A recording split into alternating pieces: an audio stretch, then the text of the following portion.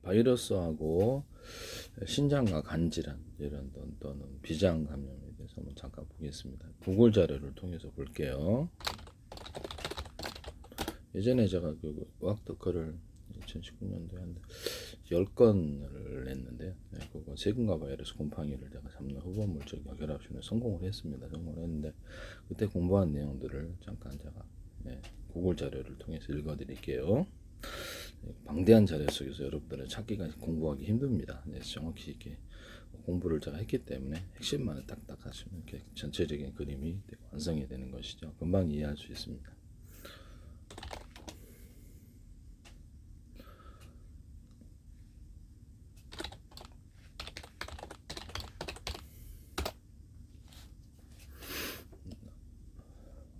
이게 구글 자료를 그죠? 그대로 읽어드리는 거예요. 바이러스는 간과 신장의 모두에 감염력과 손상을 줄 수 있다. 특히 간염 바이러스는 만성 질환을 유발할 수 있다. 뭐 A, B, C, D, E형 다양한 간염 바이러스에서 발생한다. 한국에서는 주로 B형과 C형이 만성 간질환의 주요 원인이다. 근데 우리가 바이러스의 작용을 모를 때가 많아요. 그래서 이게 전혀 엉뚱한 게 오랫동안 전복할 수도 있다라는 것을 말씀드립니다. A, E형은 주로 오염된 음식이나 물을 통해 전파됩니다. 그다음에 B형, C형, D형 우리가 그 독감이라든지 뭐든 바이러스 독감의 종류 바이러스가 좀 다양한데요. 그 걸릴 때도 신장과 간에 영향을 주냐 그러면 영향을 줍니다. 이게 뭐 당연히 코로나 같은 것도 간과 신장에 영향을 주거나 이게 뭐 이렇게 호흡기계통 그다음에 기관지 폐에도 영향을 주는 거 보니까요. 그래서 우리가 바이러스 작용 아직은 많이 모른다. B형, C형, D형 얘네들 어디든지 다 들어갈 수 있어요. 그래서 어디 감염돼 있으면 거기서 이제 기점을 해갖고 번식을 하게 되면은 거기서부터 이제 문제가 생기게 되죠. 만성적인 질환은 강화돼 있지만 급성적인 질환 또는 이런 것들이 증시가 있을 때 호전 굉장히 어떤 악화되거나 호전되거나 완전 기체의 면역력에 의해서 이것이 얘네들의 숫자가 줄어들 때는 호전돼 이런 현상이 일어나는 것 같아요. 초기에는 감기, 몸살, 피로감, 식욕부진, 구토와 같은 비특이적인 증상, 심해지면 황달, 눈에 흰자위가 노랗게 변함, 짙은 소변 등이 동반, 만성 감염의 초기에는 무증상. 구글 자료 읽어드리는 거예요.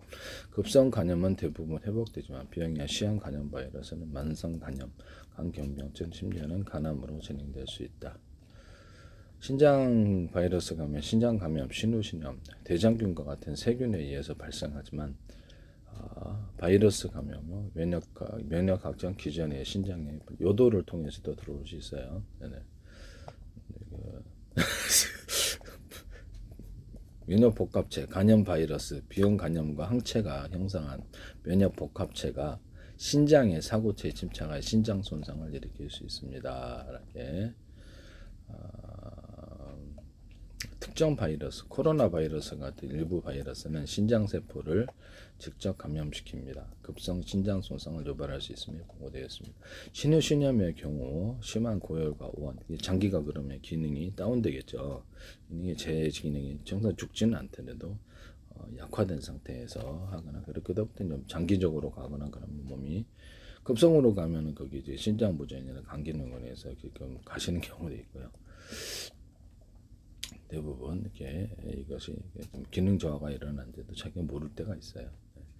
신우신염의 경우 심한 고열과 오한, 옆구리 및 허리 통증, 구역과 구토 등의 특징적 신장 기능 저하가 발생하면 발과 발목 부종, 피로감, 소변량 감소 등의 증상이 동반된다. 이렇게 혈액을 내뿜고 거두고 이 작용을 해야 되는데 이 작용이 안 되겠죠. 그럼 혈압 문제가 생기거나 해서 문제가 생길 수가 있습니다.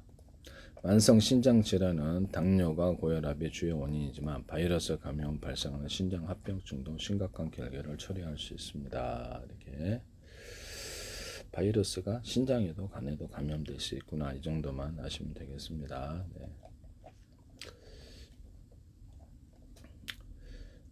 B형 간염에 동반된 신장 질환 임상적 양상은 단백뇨, 혈뇨, 신증후군 이렇게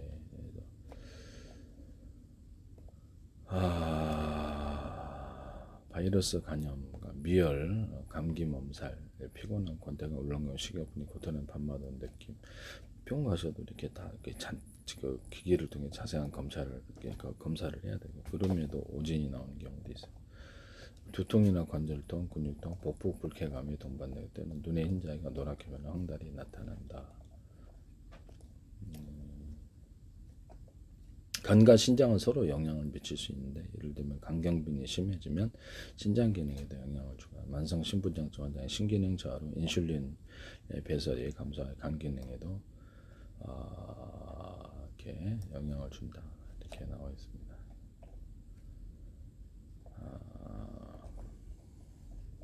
간 질환이 진행되거나 손상이 심하면 복수가 배가 이게 배 복부에 물이 차는데 그래서 복부 팽만 및 부종 뭐 꼭 이것만 있는 건 아니에요. 복수인데 부종, 토열 및 혈변, 눈동자 피부가 노래지고 소변색이 갈색으로 짙어진다. 이렇게 나와 있습니다. 비형 간염 바이러스는 환자의 혈액을 통해서 감염이 되지만 체액, 분비물에도 소량의 바이러스가 나올 수 있습니다. 그래서 비형 간염 식욕부진, 구토, 피로가 황달이 발생할 때 이거 바이러스를 통해서 인플루엔자에서도 간이나 신장에서 이상이 생겼다라고 나와 있습니다.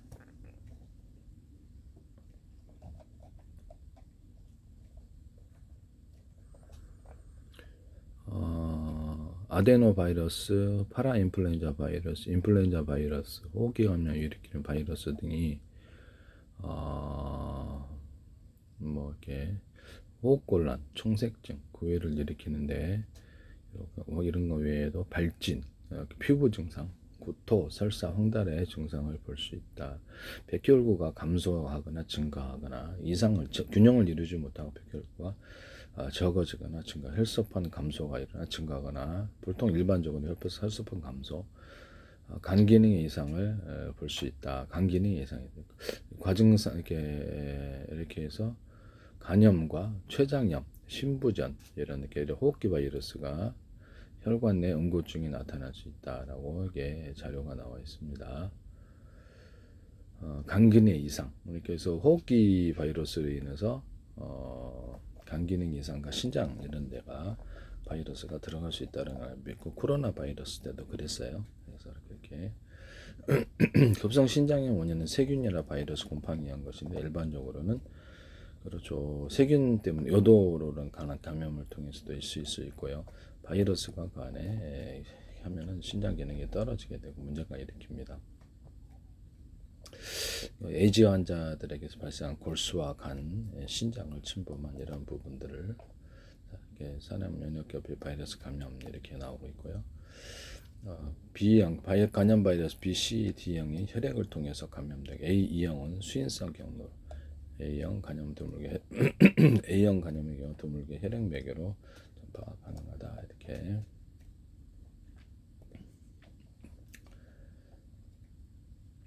바이러스성 질병은 생물체가 병원체 바이러스 감염, 바이러스 입자에 침입하여 그러니까 바이러스 입자가 세포들에 들어가가지고 그 안에서 기생하는 질환입니다. 이렇게 이것도 기생해서 숙주로서 존재하죠. 바이러스성 감염, 바이러스성 질환입니다. 이렇게 나와 있습니다.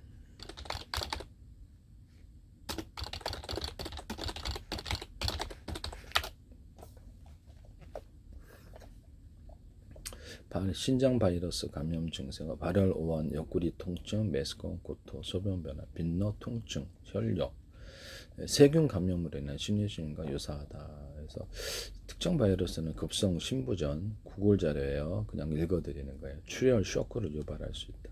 대상포진 바이러스는 신경 부위에 뜨고 통증과 발진을 일으킨다. 옆구리 통증, 등과 옆구리 통증, 둔부를 두드렸을 때 심하답니다. 배뇨 시에 통증이 일어나거나 혈뇨가 생길 수도 있어. 피가 섞인 소변. 그래서 그렇게 몸이 붓는 부종과 입냄새가 난답니다. 이게 독특하죠. 심한 경우 출혈, 이렇게 이렇게 신부전에 의한 의식 변화, 이렇게 혈액이 걸러지지 않으니까 거기서 문제가 생기나 본데 신부전에 의한 의식 변화, 신우신염, 세균성 가장 흔하면 방광염 증상이 신장으로 올라가서 세균이 번식해가지고 거기서 올라갈 수 있는 거죠. 신장으로 올라가서 방광 쪽에 빈뇨 통증이 요도를 통해서 보통 감염되는데 꼭 100% 그렇지는 않을 거예요. 신장으로 올라가 옆구리 통증, 고열을 동반한다. 신중후성 출혈 바이러스, 한탄 바이러스 등이 원인, 급성 발열, 요통, 출혈, 신부전, 쇼크 유발 이렇게 되어 있습니다. 이렇게 지금 구구자료 읽어드리는 거예요. 바이러스 등이 출혈을 일으킨다. 이렇게 해서 바이러스 등이 출혈을 일으킨다. 신경 대상포진, 신경 부위를 따라 통증과 발전이 생기고 신장 관련 신경 침범 시 신장 통증 유발 가능 이렇게 나와 있습니다. 방치하면 만성 신부전으로 가고요. 폐혈증 등 좀 더 증식을 하게 되면 숫자가 심각한 합병증을 해서 빨리 치료를 받아야 된다고 나와 있습니다. 그 다음에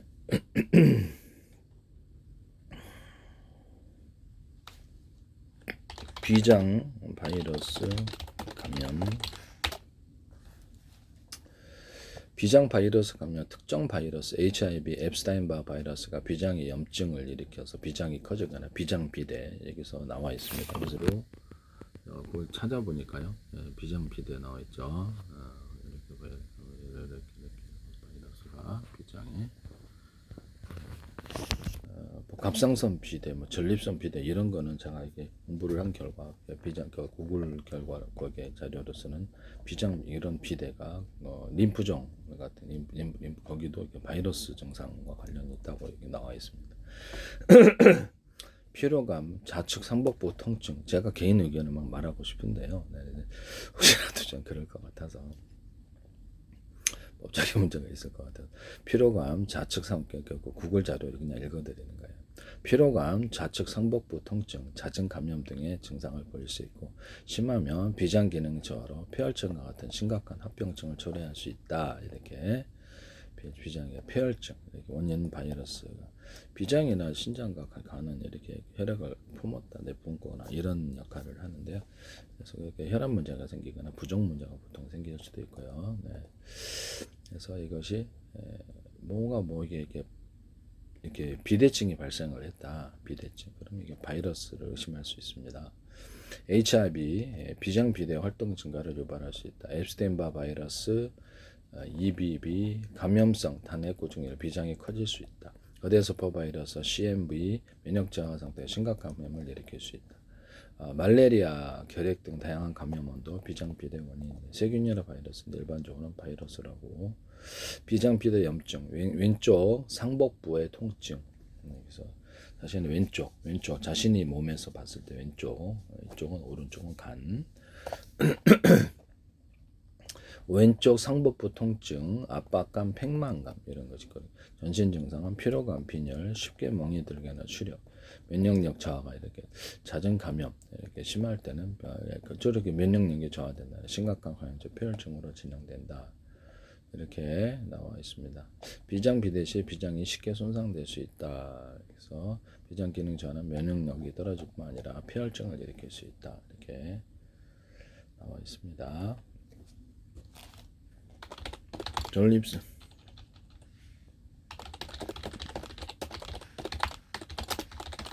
바이러스와 전립선 비대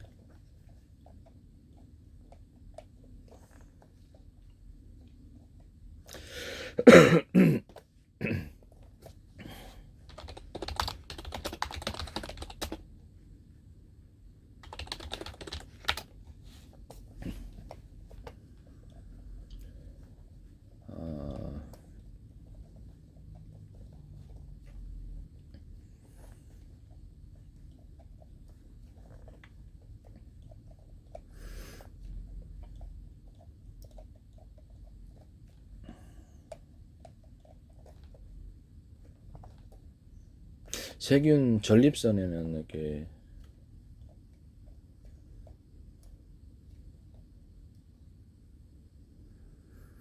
구글 자료에 의하면 바이러스는 비대 증상을 일으킬 수 있어요. 좀 전에도 제가 말씀을 드렸지만 읽어드렸죠.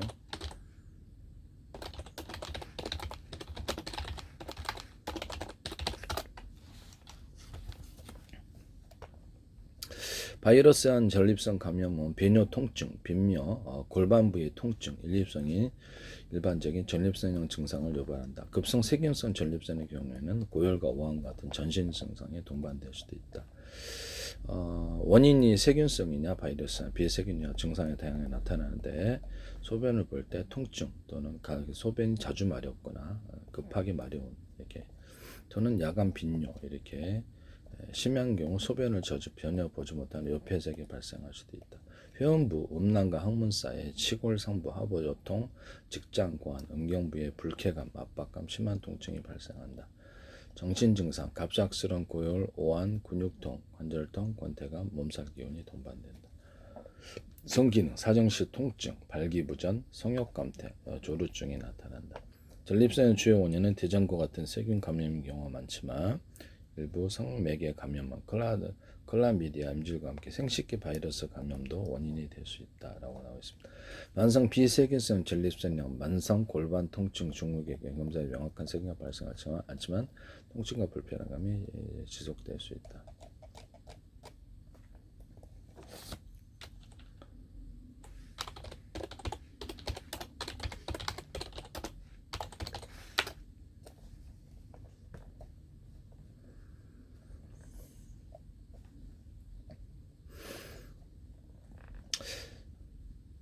전립선 비대는 노화로 인한 전립선 크기 증가로 여도 압박이 주 원인이다라고 나와 있는데요. 50대 이상 흔하고 빈뇨, 잔여, 야간용화 특징이다 이렇게 나와 있네요. 전립선염 이런 부분들이 비대는 그러나 가능성이 아까 좀 있다고 좀 말씀을 드렸죠. 그래서 이렇게 갑상선 비대를 볼까요? 이 비대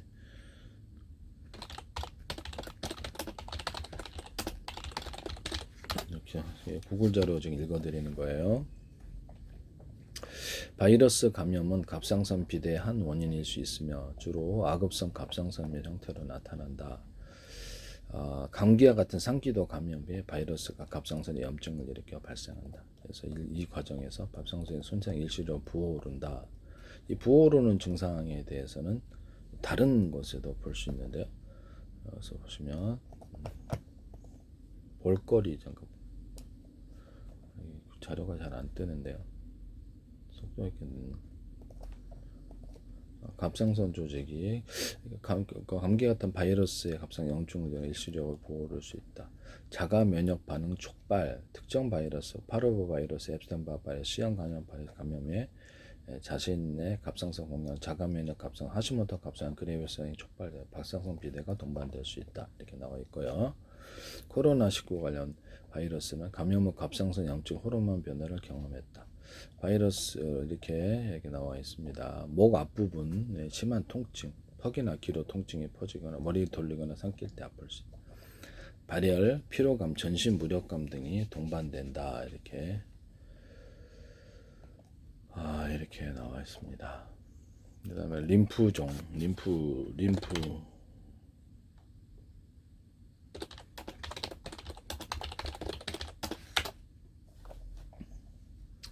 림프종과 여기도 구글 자료, 구글 자료 림프종 바이러스, 림프절 암이나 바이러스는 밀접한 관련이 있으며 다양한 바이러스 감염이 림프절 비대를 유발하여 림프종으로 오인되어 특정 바이러스, 엠스테인-바 바이러스, EBV는 림프종 발생의 원인이 된다.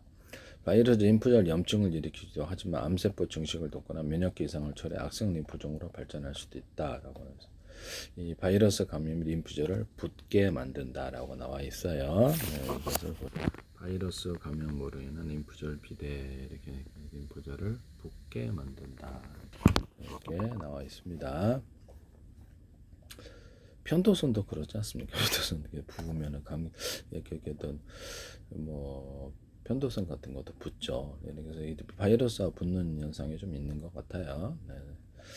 바이러스와 관련된 림프종, 앱스테인-바 바이러스 림프구 감염 후 림프종 세포 증식을 연장시키고 악성 림프종 발생에 관여한다. 사람 면역결핍, HIV 바이러스, 면역기능저 림프종, 특히 비호호지킨 림프종이 발생 위험을 높일 수 있다. 림프절 비대를 나오는데요. 통증 없이 서서히 자라 단단한 림프절이 목과 겨드랑이에서 만져진다. 이렇게 나와 있어요.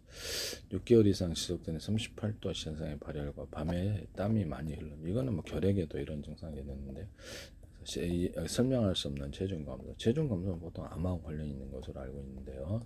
딱히 그렇지는 않습니다. 모두 뭐 감염 질환이 있다는 것이죠. 소모적인 당뇨병 걸려도 있는. 지속적인 피로감, 피부 가려움증, 식욕 부진 이렇게 있습니다. 그래서 볼거리와 바이러스. 부종이 뇌에도 발생하는 뇌 부종과 바이러스도 나와 있습니다. 뇌 부종. 이것이 딱히 그렇지는 않아요. 뇌 부종은 바이러스 감염으로 염증 반응 심각한 합병증으로 발생할 수 있다. 바이러스가 뇌주중, 뇌염이나 뇌를 둘러싼 뇌수막에 침투한 면역 반응이 염증은 뇌압이 상승하고 뇌 조직의 압박을 받아 뇌 기능 손상, 생명을 위협할 수 있다. 엔테로바이러스가 바이러스가 원인인데 뇌수막의 염증과 부종으로 목이 뻣뻣해지거나 심한 두통, 두통 같은 것을 일으켜요. 그래서 바이러스를 의심할 수 있어요. 두통 같은 거. 그래서 단순 포진 바이러스, 일본 뇌염 바이러스, 뇌실질 뇌염 같은 수도 대상 포진 바이러스, 다양한 바이러스 원인이 되는데요. 그래서 뇌가 이렇게 안에가 부종이 일어나요. 부어요. 그래서 뇌염은 뇌 조직 자체 염증은 뇌 부종이 해서 이렇게 압박을 주죠. 그래서 두통이 생기게 되십니다. 두부종이 직접 발생하고 증상 악화 및 영구적인 뇌손을 결정할 수도 있다. 라이 증후군, 수두나 인플루엔자 같은 바이러스 질환을 앓는 동안 아스피린을 복용할 경우 사회성은 심각한 질환, 뇌에서도 심한 부종과 미토콘드리아 병변을 보인다. 부종 얘기도 나와 있죠. 주요 증상, 뇌부종을 동반한 바이러스 뇌 감염, 심한 두통 및 고열, 오심 및 구토, 목에 뻣뻣, 의식장애, 혼동, 방향각의 섬세, 강량자로 발작, 잦은 졸음, 무력함, 잦은 졸음과 무기력이 나올 수도 있어요. 뭐 이렇게 해서 나올 수 있고요. 그 다음에 바이러스가 일으키는 질환이 꽤 많아요.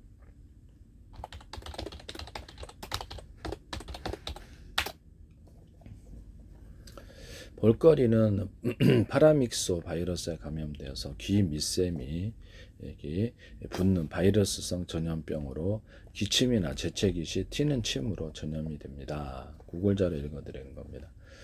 그래서 다른 바이러스, 거대세포, 인플루엔자, 세균 결석 등 다양한 원인으로도 이하선임이 발생하죠. 볼거리와 이하선임은 원인과 증상이 유사하지만 동일하지는 않다. 볼거리 바이러스, 파라믹소 바이러스과 환자의 침, 비말, 직접 접촉, 귀 앞에 이하선 부종, 발열, 두통, 근육통 이렇게 부종이 일어날 수도 있는 거죠. 그래서 바이러스 부종과 굉장히 관련이 있죠. 바이러스는 그래서 그 볼거리가 아닌 경우에는 이하선임이 다루는 거대세포 바이러스나 파라인플루엔자 바이러스, 인플루엔자 바이러스, kok삭기 바이러스도 원인이 될 수 있어요. 세균은 황새 포대알균 이런 것들. 그래서 침생강 결석, 약물 부작용, 당뇨 같은 대사 질환이 일어난다. 이렇게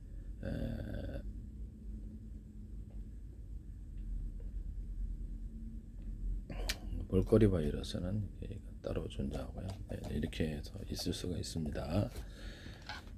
림프선 비대를 바이러스, 림프선 비대와 바이러스를 보시면 림프절 비대, 림프절 종대는 바이러스를 포함한 다양한 감염, 신체 정상적입니다. 여기도 감염원 근처에 림프절이 붓게 되는, 여기서 붓게 됩니다. 이렇게 이렇게 붓게 되면 바이러스가 의심할 수 있어요. 워낙에 그런 증상을 바이러스가 여기저기서 일으키니까 비대는 이게 바이러스를 1차적으로 의심할 수 있는 것이다.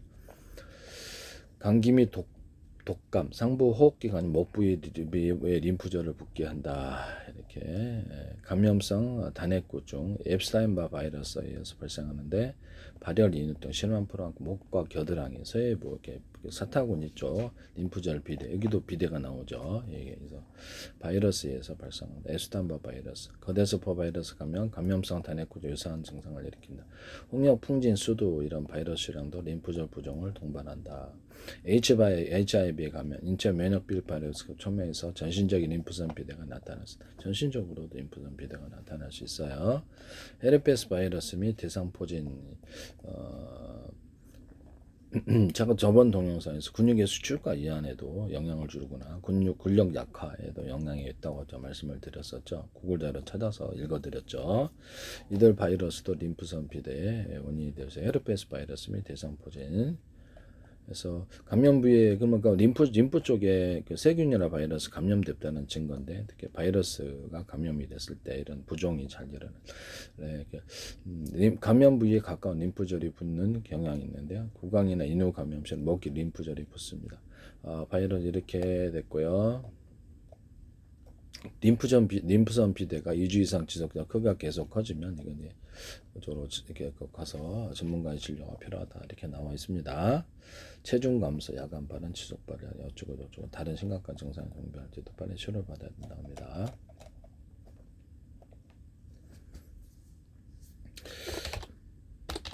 림프의 역할을 잠깐 볼게요. 구글 자료 읽어드린 거예요. 림프의 주요 역할은 혈관 체계하고는 또 다른 체계인데요. 여기서 찌꺼기들을 주로 처리합니다. 그래서 이렇게 순환 체계를 이루는데, 여기서 림프 통로가 혈관 통로가 있고 림프 통로가 또 있고 그래요. 두 가지가 있는데요. 림프의 주요 역할은 체액 균형 유지, 노폐물 제거, 면역 기능 수행인데요. 조직 사이의 체액을 모아서 림프관을 통해서 운반하는데, 림프절에서 세균 바이러스 손상된 세포를 걸러내고 면역세포, 림프구를 만들어 외부적으로도 우리 몸을 보호한다. 청소하는 역할과 방어 시스템 두 가지를 하고 있다. 혈액세계에서 빠져나와 조직에 남은 그 다음에 체액과 단백질, 노폐물 등을 쓰고 혈액순환기로 돌려보낸다. 면역방어, 림프절에서 병원균이나 비정상 세포를 감지하고 제거한다. 항체를 형성한 림프를 생산하여 감염과 암의 확산을 막는다. 소장에서 지방을 흡수하여 혈류로 운반하는 역할을 한다. 림프액은 옅은 노란색 체액으로 림프관을 따라서 이렇게 흐르면, 이렇게 화상 입으면 이렇게 나오잖아요. 네, 그게 그런 거. 옅은 노란색 체액으로 림프관을 따라 흐르며 림프구와 단백질을 포함한다. 림프관은 온몸에 거무줄처럼 퍼져 있고 림프액을 운반하고 판막을 통해 한 방향으로 흐르게 한다. 림프절은 그 중에 중간중간 사이 림프절이 마디가 있어요. 그래서 그건 이제 림프절, 겨드랑이와 목 사타구니에 위치하며 림프액을 거르는 필터 및 면역세포 집합소 역할을 한다. 겨드랑이, 목 사타구니하고 목 부분, 겨드랑이 이런 쪽에 이렇게 림프절이 위치해 있습니다. 기타 기관 편도선 감염됐을 때도 이게 붙죠. 비장도 붙고 흉선 비장도 흉선 등도 림프계에 속하여 면역기관 여기에 이제 붙는 거. 림프계가 제대로 기능 못하면 여기는 구글자는 부종이 생기거나 염증 감염에 취약해 줄 수 있다. 이렇게 나와 있습니다.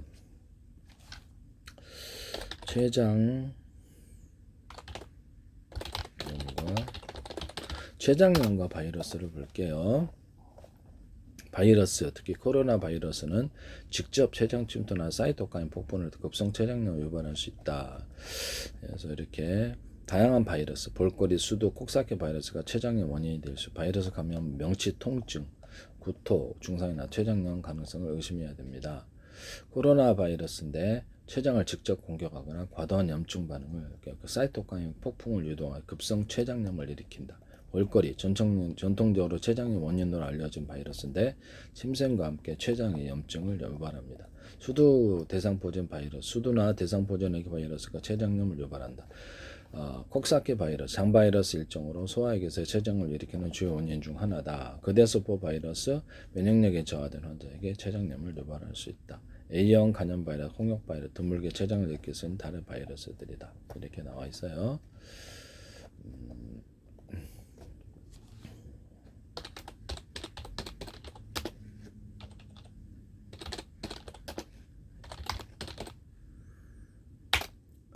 최석과 담석. 최석은 췌장관에 생기는 돌이고, 담석은 옛날에는 병원에서 콜라를 이렇게 썼답니다. 이런 구글에서 봤어요. 옛날에 병원에 그렇게 했다고 그러더라고요. 구글 자료에서 봤습니다. 최석은 췌장관에 생기는 돌이고, 담석은 담낭에 생기는, 이빨도 없잖아요. 그렇게 아마 그래서 썼나 본데요. 담가 놓으면. 최석은 췌장간에 그건 구글자에 나와 있는 자료 다 봤습니다. 네. 최석은 췌장간에 생기는 돌이고 담석은 담낭에 생기는 돌 이렇게 원인과 위치가 틀리지만 담석이 췌간 입구를 만나서 급성 췌장 유발은 서로 밀접한 연관이 있다 이렇게 나와 있습니다. 최석은 췌장간에 생기는 돌, 담석은 담낭에 생기는 돌. 그래서 담석이 췌간 입구를 막아서 생기는 경우도 있다. 그래서 치료에는 담석 제거나 담낭 제거술 이렇게 들어간다고. 그래서 담낭 안에 생기는 돌, 간에서 만들어진 담즙이 굳어져서 담낭 안에 생기는 돌, 콜레스테롤이 과당 생성거나 담즙정체, 감염 비만, 여성 비만, 유동적 조인 이런 게 고지방 고칼로리 식단 이렇게 불규칙한 식사, 급격한 체중 감소 이렇게 나와요. 최석은 췌장간에 생기는 돌, 만성 췌장염 관련 있고 알코올과 고지혈증 그러니까 그 혈액 속에 기름 성분이 많으면 이게 그렇게 되는 것 같아요. 담석이 담도를 따라 내려오다가 췌장관 입구와 만나는 부분을 막으면 췌장액이 십이지형을 나가지 못하고 췌장액에서 췌장세포를 손상시킵니다. 그래서 그 염증이 생기죠. 급성 췌장염을 이렇게 녹인다는 뜻입니다. 네. 급성 췌장염을 일으키는데요. 급성 췌장염의 현안 원석 중 하나가 담석이다. 음주담으로 주요 원인으로 꼽힌다. 그래서 담석을 자체를 제거하거나 담낭을 제거한다. 최석은 췌장간에 생기고 담석은 담낭간에 생깁니다.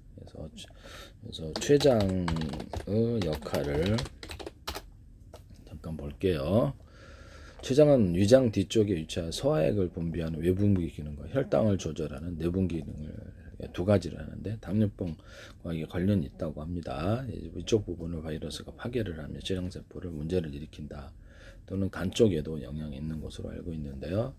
간 쪽에도 혈당 오르고 내리는 부분에 있어서 혈당을 갖다 온전히 이렇게 걷어들이는 부분이 간에도 있는데 여기도 이상이 있는 것으로 바이러스 감염과 연관이 있는 것으로 알고 있는데요. 구글 자료에서 제가 봤어요. 하루 1.1에서 1.5의 소화여서 췌장액으로 음식물 분해하고 인슐린과 글루카곤을 분비합니다. 식후 고혈당을 막고 낮아진 혈당을 올립니다. 혈당 수치를 정상으로 유지합니다. 이렇게 해서 췌장액을 분비하는데 무색무투명한 약알칼리성 췌장액을 분비하여 유산을 중화한다. 이렇게 3대 영양소, 단백질, 지방, 탄수화물을 분해하는 소화 요소, 아밀레제, 리파제 등을 함유한 음식물의 소화 흡수를 돕는다. 내분비 기능, 혈당 조절, 인슐린 분비, 식후 혈당이 상승한 베타세포 인슐린을 분비하여 포도당을 글리코겐이나 지방으로 전환한다. 포도당을 그래서 혈당을 낮춘다. 혈당을 낮추는 이런 기능이 있습니다. 지방은 보통 이게 지금 배에 많이 끼고요. 근육에도 가서 저장이 되는데요. 지방이 많아지면 간도 막 이렇게 이렇게 비대 간도 이렇게 좀 커지고 이런 네.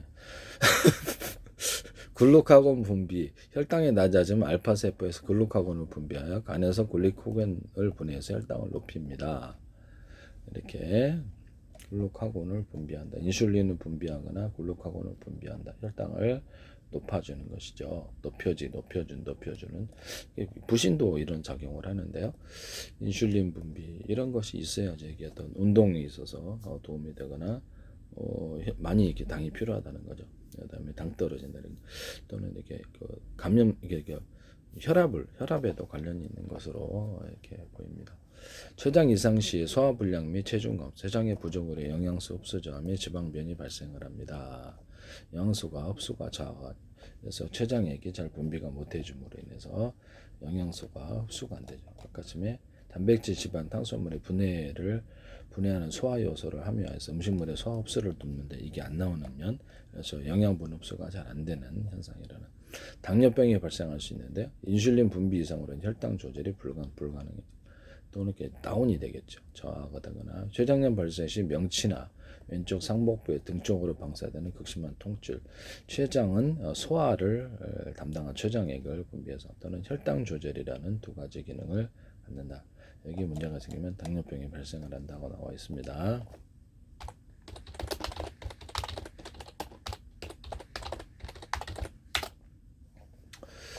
일형 당뇨병은 인슐린 분비, 췌장 세포의 파괴로 인해서 인슐린 절대 부족으로 발생하고요. 2형 당뇨병, 인슐린 저항성이 상대적 부족, 비만, 운동 부족, 잘못된 식습관, 혈관성, 혈당이 높아진 이런 생활 습관과 관련이 있다고 2형 당뇨병은 이렇게 있습니다. 인슐린 저항성, 인슐린 분비를 해도 이게 딱히 여러 가지 반응을 못하는 거죠. 아마 혈액과 관련이 혈액이 탁하거나 이렇게 기름기 끄거나 해서 코팅을 해서 이게 수용체에 결합을 못하게 하는 그런 현상이 일어나거나 혈압에 문제가 일어나서 그렇지 않나라는 생각이 좀 들겠는데요. 삼투압 현상으로 세포가 이렇게 스위치를 닫는다 이렇게 저는 그것을 구글자리에서 봤습니다. 스위치가 적어진다. 열고 닫고 하는 스위치 이런 부분들이 생겨지고 칼슘 이게 이온 통로가 있는데 그 부분이 원활하지 않게 된다라고 나와 있습니다. 네.